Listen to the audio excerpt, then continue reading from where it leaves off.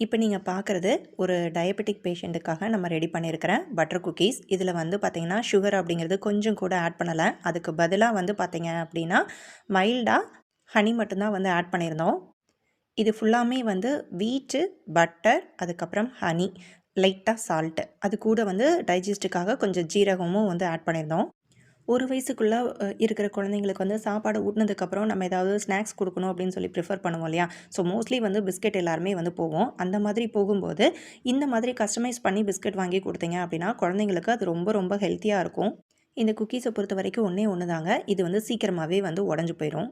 இவ்வளவு நல்லது இருக்கிற இடத்துல ஒரு சின்ன ட்ராபேக் கூட இல்லன்னா எப்படி? எல்லா இடத்துலயுமே வந்து கண்டிப்பா இருக்குங்க. இதே மாதிரி லாஸ்ட் டைம் என்கிட்ட ஆர்டர் குடுத்த கஸ்டமர் வந்து ஒரு கம்ப்ளைண்ட் வச்சிருந்தாங்க. உடைஞ்சிருச்சு அப்படின்னு சொல்லிட்டு.